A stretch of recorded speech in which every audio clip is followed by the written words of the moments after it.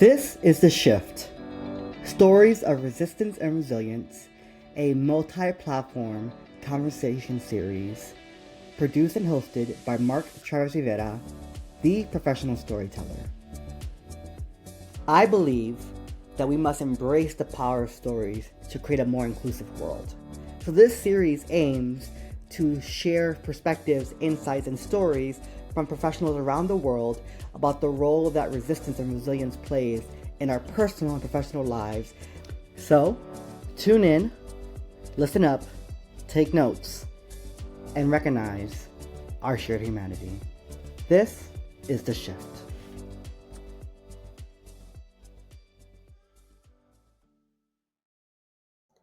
Hey y'all, Mark Travis Rivera here, host and producer of The Shift, a multi-platform series where we talk about stories of resilience and resistance. I am the CEO and founder of The Professional Storyteller, where I embrace the power of stories to create a more inclusive world. And I am so excited for the conversations we've been having on the podcast series and the conversation we're going to have today. Today's guest is someone who I had the pleasure of meeting through my alma mater, William Patterson University of New Jersey. You know when you meet someone, have you ever met someone where it's like you're instantly drawn to their light and you don't know quite why, but the moment you see their light, you're just like, that's someone I have to know. That's how I felt with my guest when I first met her at my alma mater. And she has become a dear colleague and as someone I really admire. Today's guest on The Shift is the one and only Yolany Gonell. Am I saying it correctly? I was Yes. going to say the Latino way, but I'm going to make sure I'm saying that correctly. A first generation college graduate and U.S. veteran with over 21 years of progressive experience in higher education, providing guidance and strategic direction to advance belonging and close equity gaps. Her work spans across student development, transition programs, career readiness, and residential life, working collaboratively with partners across the university to examine policies and practices, expand resources, and develop data-driven strategic plans that support the retention and persistence of all students. In addition to her work in higher education, Yolany serves on the advisory board for organizations that support and strengthen LGBTQ communities through direct service and action. And this higher education professional pro and veteran is someone I deeply admire, and I'm so glad she's here. Welcome, Yolany. How are you? What's up, everyone? Hey. I'm joyful. I'm Joyful. I'm in a good place in life, and Amen. I'm very content with how things are going, despite the chaotic world we're in right now. And so I Yeah. look forward to talking a bit about what's keeping me there. Yeah, and I shared some of your professional highlights as a higher education professional, as an advisory member, as a veteran, a U.S. veteran. But who are you outside of the professional highlights? Oh, One of the things that I would say is that I would describe myself to be a connector. When I frame this conversation that we're having today, I think about student success and ways that I can connect with students to opportunities as an automatic response to most experience that I have throughout the week and throughout the day. It doesn't matter what it is I do. If I see a clip online, if I go to a performance, if I read an article, whatever, even if I see a poster, I think about how might I recreate that experience for students. And that piece around making connections with people, making connections with businesses, making connections with artists is really important for me. So I think that when we talk about, I'll say when I talk about who I am, I talk about I'm super passionate about what I do, to the point where my work doesn't feel like work. It doesn't feel like it's a challenge because I think about this all the time and I love what I do for students. Something that's not related to work at all is that I'm all about that K-pop, Korean drama, and romance shows, to the point that if you come to my house and my friends and community come over and they're like, whose Netflix is this? It's mine. It's like, okay, yeah, we're watching this. And so I think that, that really speaks to, my curiosity around different cultures and what's important for other people, right? And I'm drawn to that. I'm drawn to international films. I'm drawn to other like stories, right, about people. And the last thing I'll say is I'm a new mom. Yes, you're a mother. I'm celebrating that. Something about my personal life that I'll share publicly is that, I've been experiencing infertility for many, many, many, many, many, many, many, many years. And as I went through this process around reproductive rights and who am I and who I want to be in the next stage of my life, we had a lot of failed procedures. And when my brother passed away in March, I was going to say this to you earlier. I went to his funeral not knowing that I was pregnant, Mm, and I'm waiting for my period to drop because I was going to do my second round of IVF. And so I'm depressed, I'm sad because of my brother. Then in April, still I haven't gotten, my cycle hadn't started. And so I called and I said, hey, I need a blood test. I need to find out what's going on. I'm supposed to do IVF this month. And they said, oh, come in and do a sonogram. And so I'm like, for what? For what? I'm gonna do IVF. I'm gonna do IVF. Like, what's going on? What's going on? So I go, and they found a heartbeat. And this is when we think about that cultural connection, like they say, well, no, that's like the gift, right, from the universe that your brother was taken from you, and now you have this life that you're bringing forward. And so to me, that's part of who I am and how I see these connections, right? Like, how do we pay attention to our cultural values while yeah. still doing this work, right? Because that's where resilience meets the road. Mm, yeah. Wow. Thank you for sharing that. That's a beautiful story. I think I've shared this before, and I always get emotional during my interviews. I don't know. It is what it is. My brother was murdered in 2007, and that was a major shift in my life. Yeah, It became probably one of the most defining moments of my life, yeah. and it set me down this path. And I'm grateful for the lessons grief taught me. And thank you for sharing that with our audience. Thank you for sharing. And I think that's a good segue to talk about Mhm. resistance and resilience for yourself. How do you personally, what is your personal concept of resistance and resilience, Yeah, given all that you've been through and recently and what's going on with our country and what's going on even with IVF and reproductive rights and abortion rights and, the bodies and how our gender and sexuality are being policed right now? yeah. How do you define these concepts for yourself? Right now, it's a lot to consider, right? I feel like I am torn in many different ways to respond. And one thought that has continued to surface for me, and what it means for me to be resilient in situations and in spaces where I have been the only Latina in a department or to even hold a certain role. There's been in my 20 plus years in higher ed, there has been multiple jobs where I am the first Latina in that role. Resilience for me is about having a growth mindset, being optimistic, being purposeful and resourceful. And I think part of that was because I grew up in a very disadvantaged community. I come from a single parent household. I am a beneficiary of welfare. We and in this in my when I think about my journey, I've been homeless. And so there have been many people in my life that told me, even my grandmother, cha no, and I said, nah, these girls ain't gonna amount to nothing. My friends would play games and mini mini money mo, with the little box, the colors, Yeah, yeah, yeah. right? And the story would be that I'm least likely to succeed. So I had grew up in a community where there was scarcity in resources, but also there had not been nurturing around the fact that I was smart and that I was capable. And I've heard a lot of negative stuff, and I became as a teenager, I became like a fighter, like resentful, like nah, do no blah blah. See, you're not gonna talk to me like that, Yeah.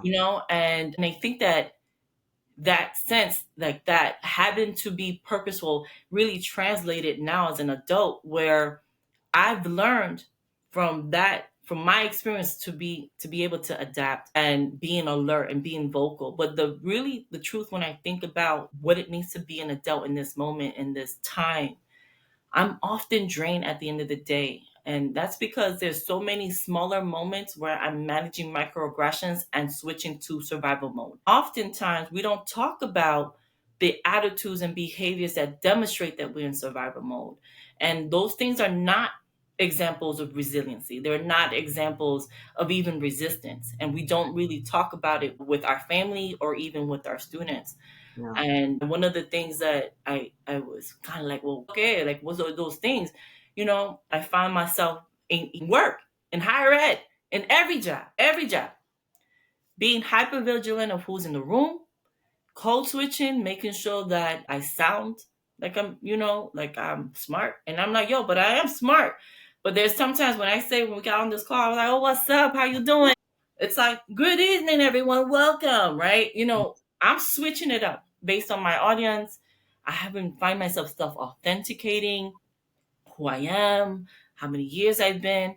There's this thing about my face. I look really young. I'm in my 40s. I know. I was gonna say. I was like, she looks much younger than you actually are. But you've been in this for game for a long time. And I want to just tell you something. First and foremost, I want to affirm you as someone similar to you. I grew up in the Northeast, inner city of New Jersey, Patterson to be exact.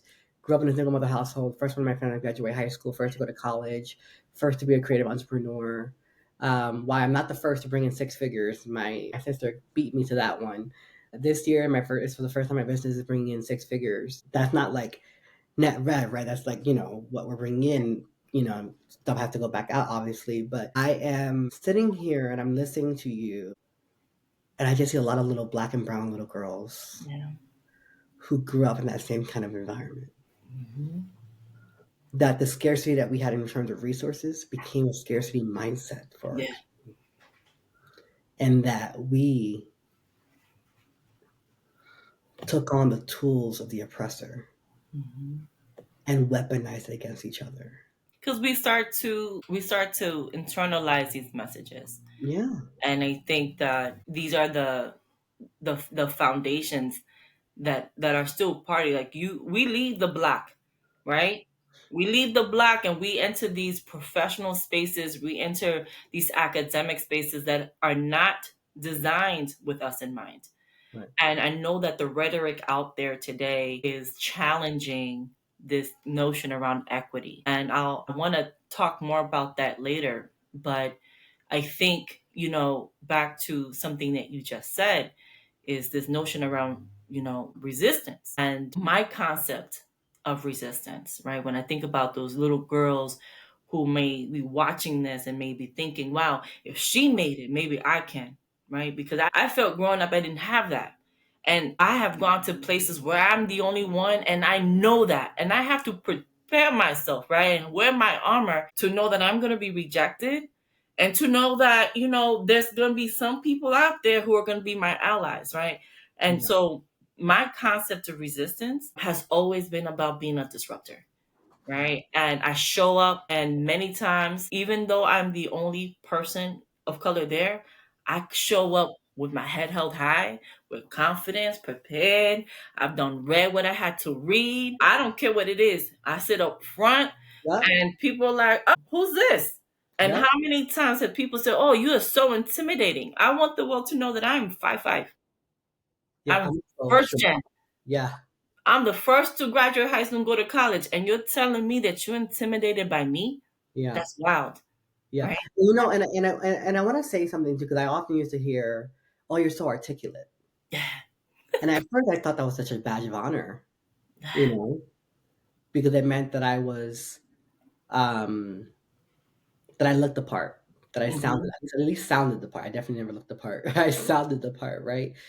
And it's so funny because like today, I was in a meeting. I mean, a day full of meetings, and I think I cursed in one of the meetings. Like, I'm sorry, y'all from Jersey, we curse. Like, and some of the members just laughed. And I'm often, and this is for one of my national clients, and I am someone that when I started my dance career, I was the only person of color to lead an integrated dance company in the Northeast.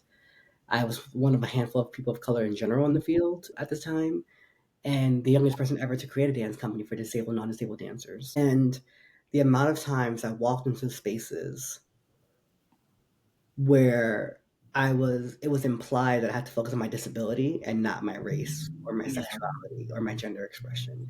That there was no such thing as intersectionality in this movement, right? That Hmm. if I wanted to have a seat at the table, then I had to prioritize one aspect of who I am over another. And there is no separating my crippledness from my brownness or my queerness or my gender nonconformity, right? I'm all those things in totality. And there is no separating who you are, where you come from, what you've been through, what you've survived, what you've endured, Hmm. and the work you've done to get there. And I think for me now, when I feel the urge to apologize or to like make sure I'm not too spicy or too sassy or too queer, I'm like, fuck that. Yeah. Fuck that. There are people literally dying trying to be themselves. Yeah. There are people dying because they can't be themselves. There are people dying because they are being themselves. And I refuse to be complicit in my own silence. Yeah. I think that's so powerful, right? This conversation around the resistance of I refuse to be nothing but myself, despite what's happening around us in our power, That is the resistance. right? Right?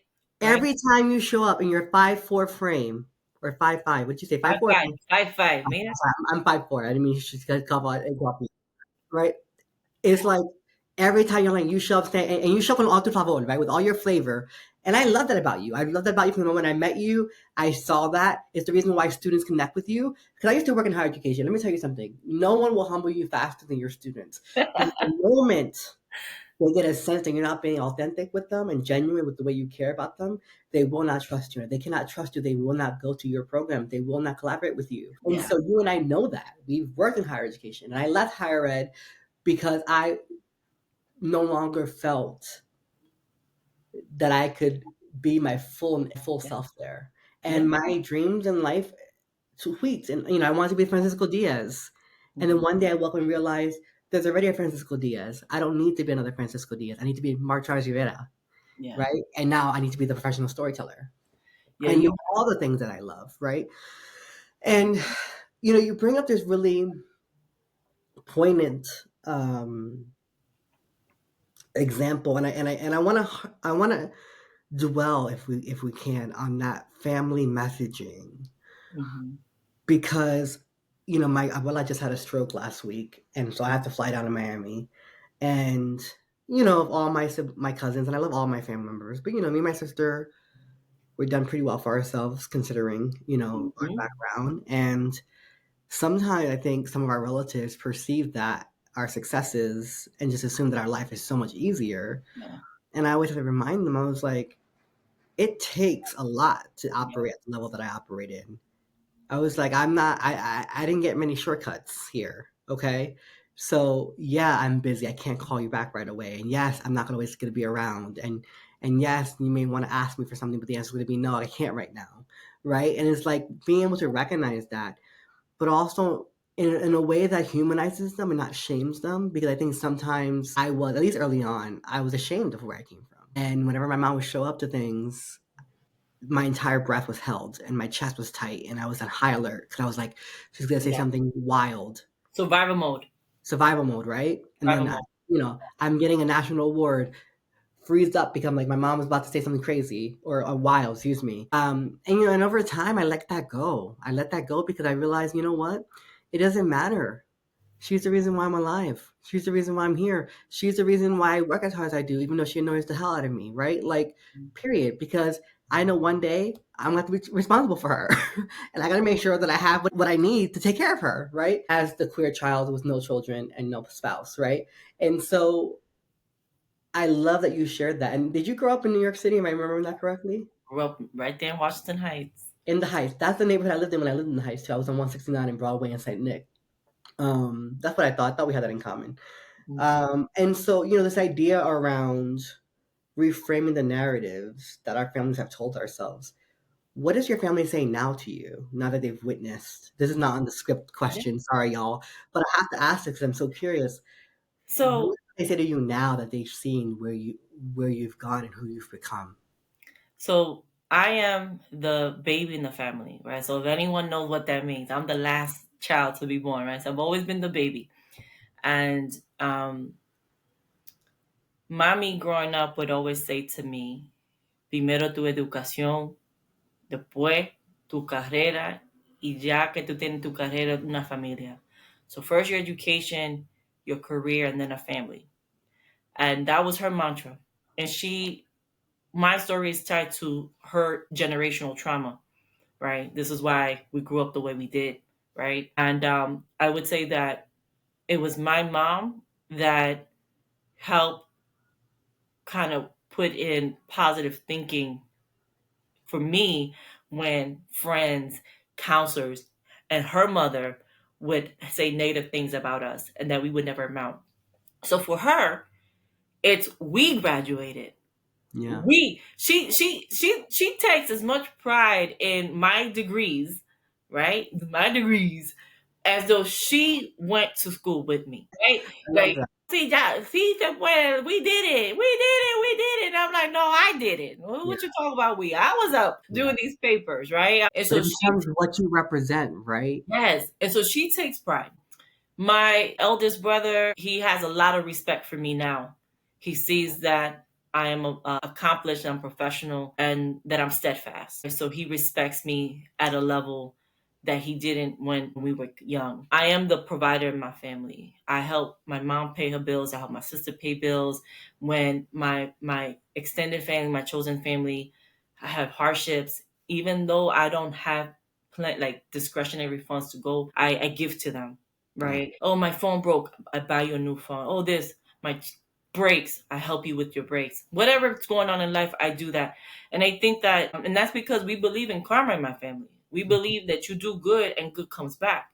And Yeah. mommy would always say, don't expect anyone to say thank you. Don't expect anyone to pay you back. So always do the things that will make you happy and always do when you can. And so that I think, translate into again how I show up in the workplace and those cultural values, right? And I don't know, when I talk to people from other cultures that are not Latina, these are not lessons and conversations that they've had with their parents or with their own grandparents.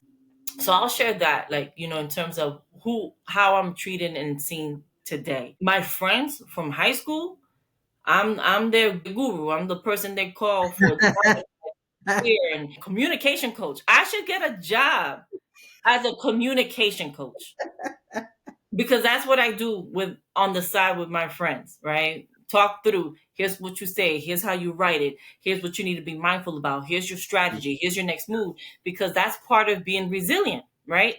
Thinking about the next steps and Yeah. knowing how to bounce off and being adaptable, right? I wanted to say something else about resistance, right? And being a disruptor in higher ed.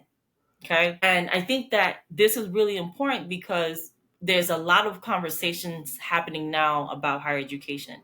And so I wanted our viewers to be aware of a Latina who has done tremendous work around equity mindedness. And her name is Dr. Estela Ben Simon, right? Again, in our networks, in our spaces, we may not have ever heard of this person.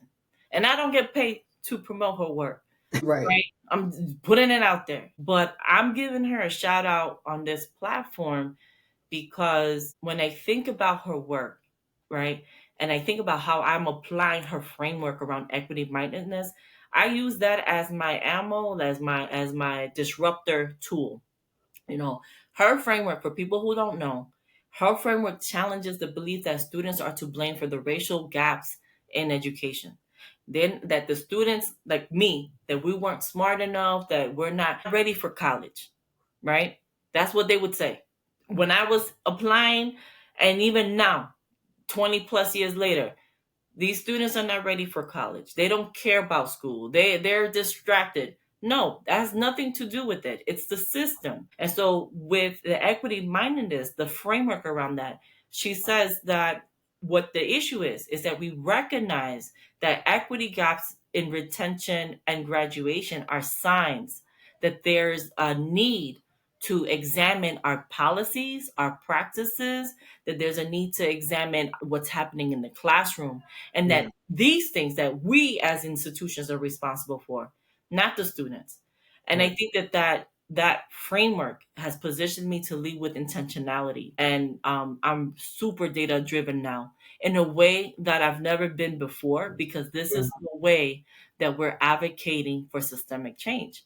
And so yeah. when folks don't understand these new models of engaging our leadership teams, then we continue to be stagnant and we continue to feel powerless. But when we Yeah. start thinking of, no, let's think about what equity really means, right? This is how we're seeing change now happening in higher ed. Adjust to it, right? Like, and I think, and that's what I think. And I love higher ed, it has a special place in my heart. I constantly speak at, I'm speaking at William Patterson in a couple weeks actually for a training. So, I love speaking in higher education institutions. And it's sad because I've only had like maybe one or two speaking engagements for June. For the Mhm, first time in 12 years, my calendar is really empty for speaking. And mhm. you heard me speak. You've booked me to speak before, Yeah, so I'm good. amazing. At, I'm good at what I do, and it's a testament to what's happening in the market, right? It's happening in Yes. the world, it's happening in politics and the government and the economy. And so, and I had to start thinking about that, and I realized this more so over the last 2.5 years since going full time entrepreneur, is that I'm much more smart, much more intelligent than I gave myself credit for. It was the first time I ever got called smart by a teacher. I was in college. Yeah. Martina Davis, at the time, the chair of the political science department, who Dr. Davis, but now she's the dean of the college at William Patterson. And it is to see my niece graduate Willie P this year and to see her shake Dean Davis's hand and to see President Kathy Waldron back at the commencement ceremony as President Emerita, and to see my niece's university president, Hub Dobler, and personal feelings by him aside, it was such a full circle Yeah. moment. And, when we think about what it means to break these cycles in our families, right? I remember the morning of my niece's graduation feeling really emotional. I've been praying and waiting for this 4 years, for this moment for 4 years. And she didn't know how to put on her cap and her hood. And she asked me to help her. Ooh. Hmm. And I remember helping her put it on, and I instantly went right back to the morning of my graduation Yeah. in May of 2015, and not having anyone wake up with me to help me get ready, and not knowing how to do it, and having to get to the Prudential Center with my stuff incorrectly put on, and have people help Yeah. me, and my niece didn't have to worry about that, Yeah. and you know what I'm saying, like, and I just cried and I cried and I cried, and it was like, this is why we break these cycles, right? This is why we do this work, because we know that when we break the cycle, Hmm. it is much easier to create new cycles. Yeah. And I'm not gonna get my master's degree. I don't fucking need it. Not for the work I do. I don't need it. I can't justify the expense. Yeah. My niece is in a field where she needs her master's. You go break that cycle, girl. I'm done. I done did my part. Listen, I'm done, girl. I'm done breaking the cycle. Your story really resonates with me, You know? right? It really does. Like when you tell your story about what it was for you to graduate, my mom was the only person that came to my graduation ceremony. She's never been to a college setting. She didn't help me through any of my college journey experience. She didn't take me to college. She's nothing. She found out that I was going away to school when I was packing my bags and said, Mija, where you going? And they said, Mommy, I'm going to school. Okay, but are you going to be back at 4 o'clock? Where you going? I said, No, Mommy, I'm gone.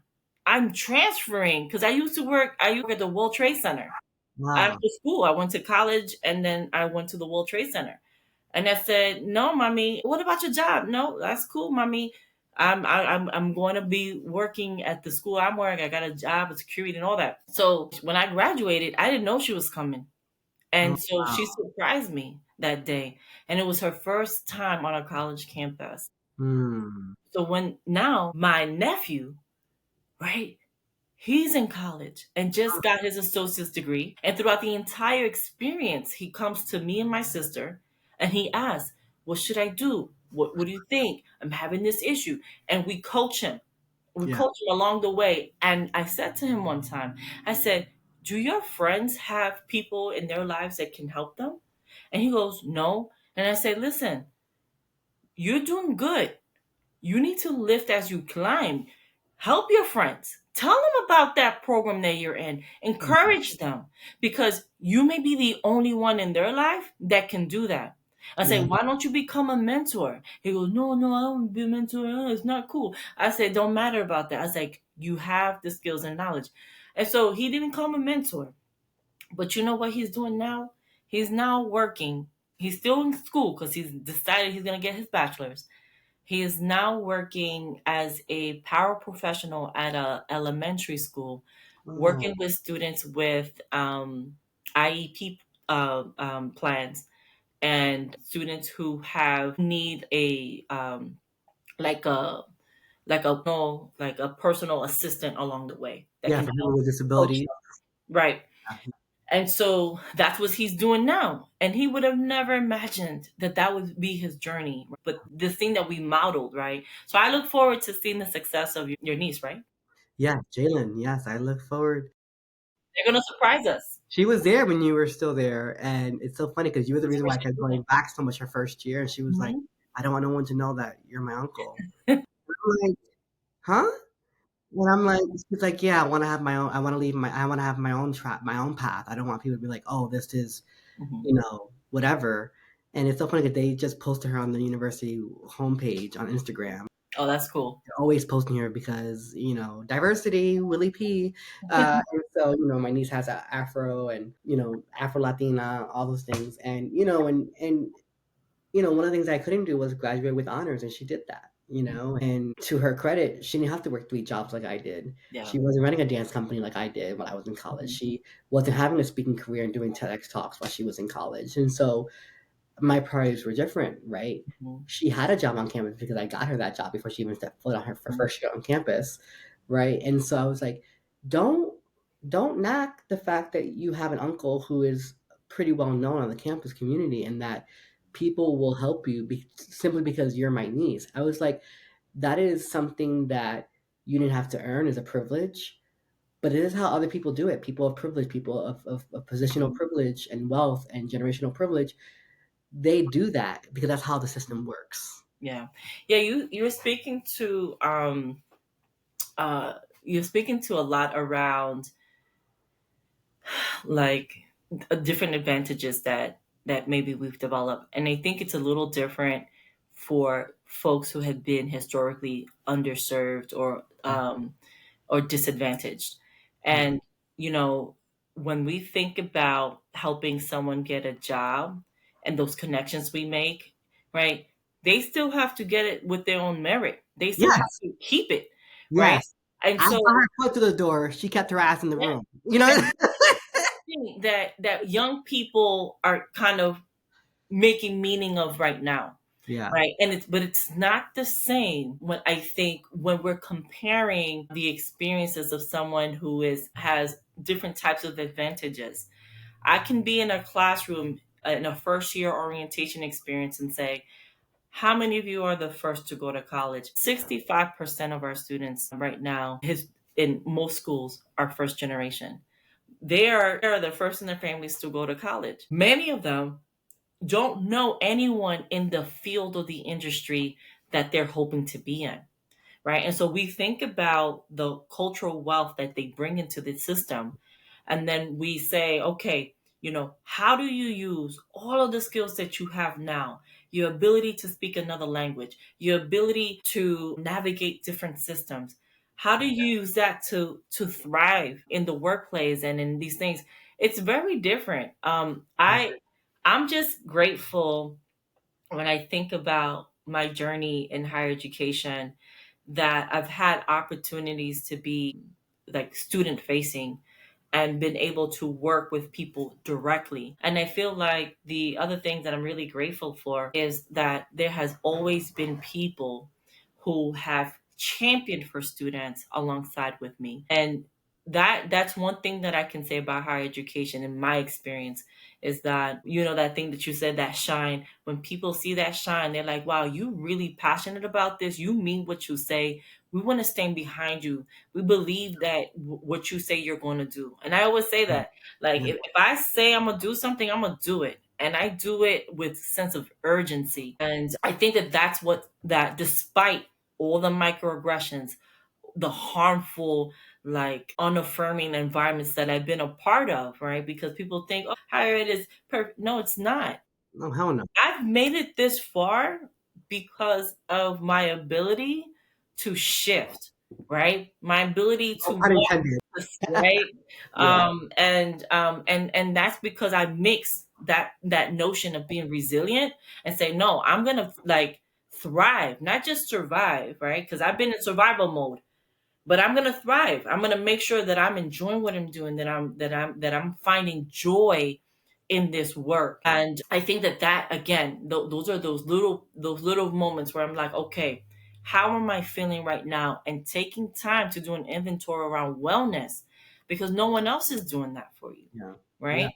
yeah. And I think this takes me to one of the last questions I'll ask you, which is, as a Latina, you are part of a very small percentage of people with a college degree or even an advanced degree in college. You are a small percentage of Latinas in positions of leadership at the most senior levels of most institutions of higher learning. Nationally, there's only a handful of Latinas I can think of that are really prominent in higher ed in terms of their professionality and their impact. And there were immense barriers to your point. You kept having to shift and pivot and be resilient and resist when they kept trying to give you bullshit about who you ought to be and who you can't be. Mhm. What kept you going when you felt like giving up? Like, how did you hold on to that sense of joy and purpose Yeah. when people tried to snub your light? Three things. Three things. The first one was mentors. I've always, right, when I think about gratitude and how do we show up in space with gratitude. I've been blessed that in every work environment I've been, there has always been at least one person that takes a shine on me and invested in my success. One person that I will plug was a gentleman named Dr. Patrick Coggins. He had been at the institution where I worked at for over 25 years. He was like the inaugural this and the inaugural that. I mean, he really was weaved into the fabric of the institution. And he made me feel so seen and so heard. And when I met with him, I said, I just want to thank you for creating this is my first meeting with him. I just want to thank you so much for carving time out of your busy schedule to meet with me. I'm a new employee here, and I see that you are teaching these classes and that you're doing these things. Can you tell me a little bit more about your journey and what you've seen have been some positive changes and what you think we can do differently? And that just opened the door because Mm, I wanted to hear from him. It wasn't about me, mm, right? It was about how did he do it? What was his gems and his lessons? And because I was actively listening to his wisdom, he was like, wow, okay, you really care about what I'm saying. I said, absolutely. yeah. And they said, here's what I'm thinking are some of the strategies I wanted to put. What do you think? Are there any like considerations or pitfalls that I didn't consider? You go, oh no, I think you're going the right way. I think you know what, you should make these connections, talk to this person. I'm gonna do this for you. And it was taking that approach of really being thoughtful but strategic around how do you really learn from other people and Mm, how do you humble yourself to accept that you are always learning and that there's a learning curve whenever you take a new job. yeah. I know that I'm good at what I do. I know that I can pick things up and process and whatever, but your mentors, right, are the ones that are going to help you understand the campus culture and who are going to help you think about how you thrive in that environment and not just survive it. So that was the one thing. The second thing is allies. Whenever I start a new job, I always seek folks that are doing the work and who are committed to equity outside of my division and Mm, department. Don't like invest all your energy in the people that are just in your department. I think that's a pitfall for a lot of professionals in the field, yeah. right? They centralize everything and they work in silos. That doesn't serve us. It doesn't serve us ever, and especially not now in the climate that we're in terms of how higher education is being examined. We really need to come together as a united front and your allies who care about student success and are willing to look at policy, are willing to look at data, and are willing to say, okay, what can we do in our departments so that students can come in? And the last thing is my personal mantra. I've been in really toxic and unaffirming environments in my career. And one of the things that I say then and what I say now is, I'm here for the students that need me the most. And I Mm, say that over and over again, especially when I'm in a stressful space or when I'm feeling like I am at capacity. I always say mm, that I'm here for the students that need me the most. If yeah, someone criticizes me, I say, I hear you, and I'm here for the students that need me the most. And so yeah, I need to advocate for them. I hear you, and these students have not been heard. And so I have to advocate for them because I'm here for the students that need me the most. yeah. And I just keep saying that. Whatever happens, I'm like, yes, Because yes, and the yes and is yes, and yes, and yes, yes, yes. And I'm yes, here for the students that need me the most. yes. I love that. What do you hope to shift, Yolani, in society through your work? I think that one of the things that I love most about higher education is that or I guess any education, to be fair, is that sometimes we do things and we have exchanges and moments with people that we have no idea is going to impact them the way it Yeah. does for good. And, I just had a conversation with my eighth grade and middle school English teacher, Miss Walker, who's one of the teachers I write about in my book Draft. She's one of the four teachers I mentioned. And now I call her Mandy because we're friends and I'm an adult. And she's like, you don't have to call me Miss Walker anymore. You're a grown man. And I said, okay. And so we were just talking on FaceTime this past weekend for the first time in a while. And I was telling her, you came up in conversation recently because I was talking about this research paper around the N word and why I don't use it. But then this guy I went on a date with kept calling me it, and I felt really uncomfortable. And I was explaining to him how you forced me to say the word when I was presenting my research paper because you told me that if I was going to dare to write about this subject matter, I had to be able to be willing to say the word when Mhm. talking about it in this context. And Mhm. it was really helpful. And she totally forgot that moment. Yeah. Right, because I mean, mind you, I'm now in my 30s. I met her when I was like 10, Mhm. 11, maybe a little younger, maybe a little older in middle school. And, I mean, back then she was probably in her 30s because she's still young. But, like, I've been out of middle school for long, way over a decade, right?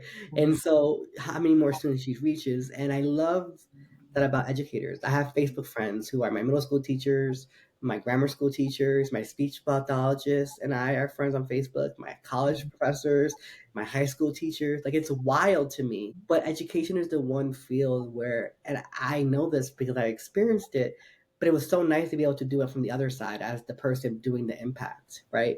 Because I have a lot of positive experience with educators in my life. So when I decided to pursue higher ed, that was the best part of the job because you're right. The politics, the nonsense, the what I call the pissing matches in higher ed can be dreadful and draining. And it was the moments when I was most frustrated. I'm like, I'm here for the fucking students. I'm not here for anything else. I don't care what this person thinks of me. I don't care what this person is getting their ego bruised about. This is what Yeah. needs to happen for the students. Put the students first. And now to know that I am in some ways a person in someone's life who had that same impact that my teachers had on me, and it's what keeps people like you and I going, right? It's the love that we have for students, the love that we have for the people we serve, and the fact that we're connectors. And I just wonder what you hope to shift, because I know you're already shifting things. You do that simply by walking into the room every day as yourself. I've been a witness to your shifting ability. Yeah. But what do you hope to shift at the end of the day when you're raising your child and you retire from higher education and your child goes on to graduate college and they choose to go down that route? What do you hope to say that you help shift in society?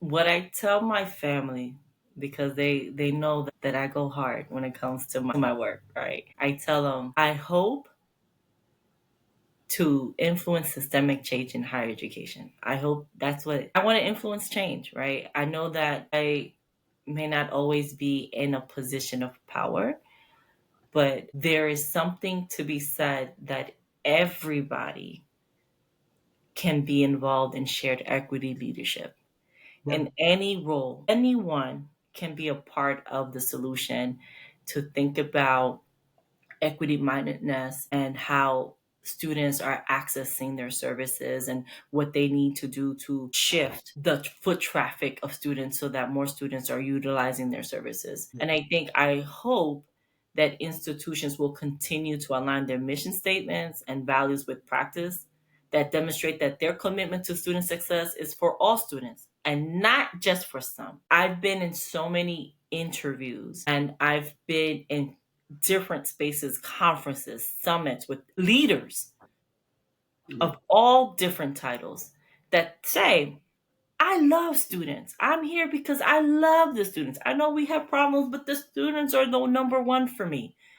Well, we cannot say that we love students and that students are a priority if the university doesn't take measures to close equity gaps and retention graduation rates, period. Yeah. You can't say you love students if you don't help close equity gaps. And you can't say you love students if you cannot implement interventions and programs that help students feel connected and a sense of belonging to the university. Yeah. Yeah. Right? And I think that Period. there's some critiques from some folks on both sides of the political ideology that they feel as if higher education is now asked to do the work of social services. And in many ways, I think to myself, that should be part of the higher education mandate because you are preparing the next generation of leaders to go into the workplaces and classrooms and boardrooms and operation rooms and courtrooms and etc. And in order for that person to thrive and survive, you have to help level set them so that people like you and I can stop being one of the few people in the room or the only one in the room, right? Mhm. Like I cannot wait for the day where I can walk into a room and not feel like I'm the only one in a room. There, what I would say to that is that higher education practitioners are expected to be knowledgeable around theories and best practices and how to create learning goals, among a number of other skill sets. And these are skill sets that are not consistent throughout people's positions in multiple institutions. So there is a gap there. Yeah. There's a gap in terms of competencies when it comes to these things. And there's great literature out there. One of them around culturally engaging environments by Dr. Sam Mooses, right, where you really interrogating Tinto's theory around students being successful in college. And one of the things that Tinto says is like, in order for students to be successful, they have to like assimilate to the campus culture. They have to disconnect from their families and their communities. And the theory is saying, no, that's not how it's going to work for Latino students or for students of other identities, right? Cultural wealth says that our language, our family connections, our network is what helps students thrive in an institution, right? Feeling like we can talk to each other and ask for help is what makes, I'll speak for Latinos, for the research that I'm doing, Yeah. helps Latinx students be successful. And so when we say we need social services or whatever, I don't know anything about that. But I do know that if you're asking students to live on a residential campus and to adopt social norms from that campus, that campus ought to be a community that is safe and inviting for that student.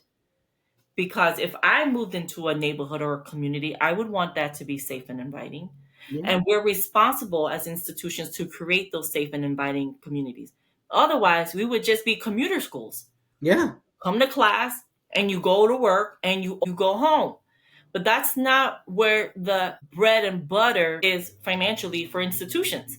They Right. want students to come and live on their campuses, right? So they come and live on their campuses. You want to engage your students. You want social and educational opportunities for them that are going to help them raise awareness around the social justice issues that they're going to be facilitating as leaders in their careers. Yeah. Everything we're doing should be transferable to their jobs. And it is. Everything, Everything I did right? at Will Patterson had, Clubs, transferable. yeah, Community service, transferable. Job on campus, transferable. Calling people on the hotline, transferable. yeah, Serving food at the lunch cafeteria, transferable. everything, Everything. everything. Art, Yeah. transferable. The radio station, transferable. Yep. Everything. Yeah. If we're saying that we want students to live in these residential institutions, then we should expect that. Right? We should expect that if someone feels harmed, that they have access to health care, Yeah. because we are saying this community is a safe community and a welcoming community for you. That's in people's mission statements. Yeah. And again, where's the alignment? If you eliminate those services and programs and interventions that make your school safe and affirming for all students, then Mm. why should students invest their money and their dollars in you? Yeah. It's time for folks to really consider, are they willing to continue investing in local schools or private schools that don't care about them, and maybe start thinking about going to schools that do.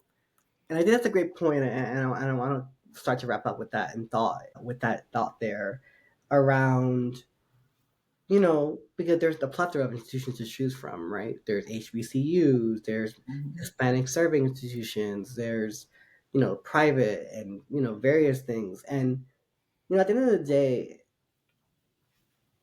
we also have to think about, I think the only way higher education will continue to be a social mobility is Hmm. if we get back to understanding that not everyone can go that route, nor does everyone need to go that route. And I think Hmm. that reinvesting in trade schools and Yes, alternative trade school type of things give yes. people options and pathways to success.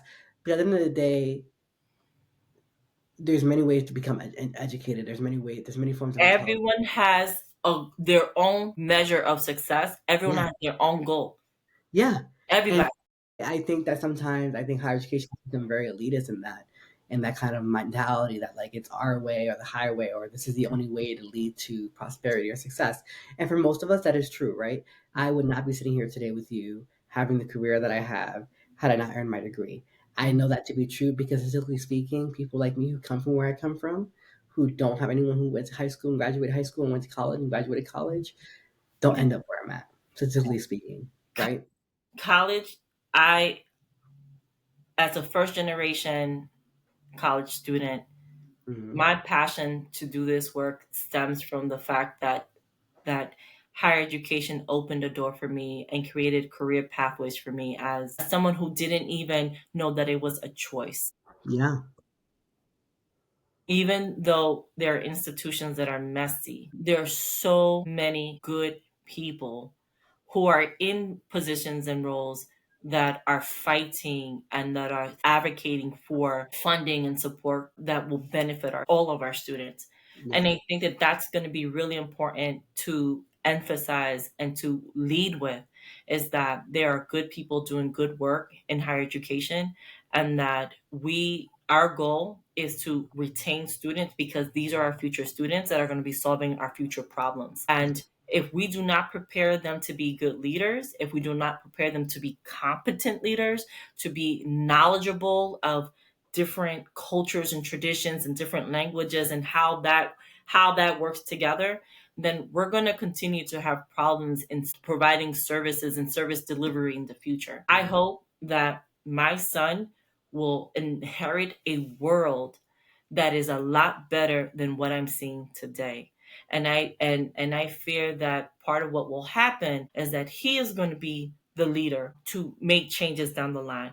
And I pray that there are going to be people and mentors and allies that are going to help these future generations along the way. I'm optimistic about higher education because I know that there are a lot of good people in these roles, as you know, the mentors, the people yeah, that find you and they invest in your success. absolutely. We need more. We Listen, need as long as you're in the field, I'm not worried.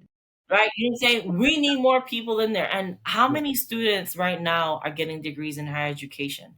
Right? Because they've been mentored and supported by folks like you, folks like the deans, folks like faculty, and people who invested in them. So we're going to continue to see a very resilient workforce in higher education, is my guess, because there are still people out there who really are investing and are true to this work. But I hope that allies who are outside of higher education, that they invest their private dollars to institutions that are showing promise in closing equity gaps, right? Absolutely. That's what we want. We want funders and other people to come and donate.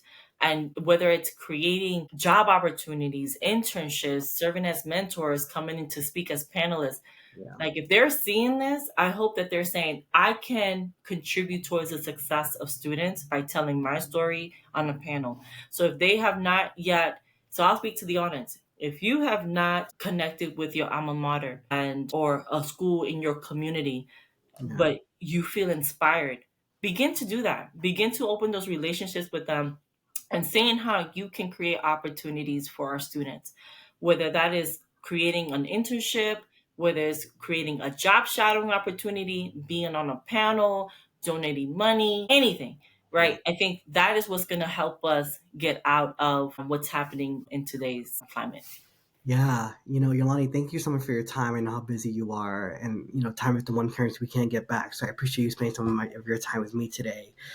For those of you who want to connect with Yolany, that will be in the show notes. She's on LinkedIn. Be sure to check her out on LinkedIn. And I want to thank you for sharing so vulnerably and for showing up with your full light as always. And Thank you. for enduring what you've endured over the last few years. You were surprised that I kept tabs, but I always keep tabs on people I care about because, like you, I'm a connector, and one of the things about me is, and I think this 'cause I used to work in higher ed. People are always so surprised how good I am remembering names and stories and experiences. And one thing the higher ed taught me was that when people are trusting you with their story, Yeah. the most vital thing to do is to deeply listen. And it's in that active and deep listening that you'll remember moments that years later you'll mention it to them and they'll be shocked you remembered that. But in that moment, they will feel deeply seen and heard. And that is the key to fostering belonging. Hmm. So thank you for being you. Thank you for accepting my invite. Thank you for all the ways you've made me a better person and helped our communities across the country. And I look forward to seeing what you do next. Thank you. Thank you. Y'all be sure to like, rate, subscribe, and share this podcast, especially with your higher education friends, because y'all, this pandemic kicked their ass. And if y'all can just give them some hope and get some wisdom dropping from Yolany, go ahead and do that. Share that with your friends and family. And, if you know someone who might be a great guest on the shift, let us know. You can shoot me an email at hello@marktravisrivera.com. Again, be sure to like, rate, subscribe, and share this podcast. It is a labor of love, but I'm spending money on producing it, so make sure you share it. Till next time, take care of yourselves, take care of each other. We are not alone. We can endure, we will remain resilient, and we will continue to resist. Keep embracing the power of your story. Be well.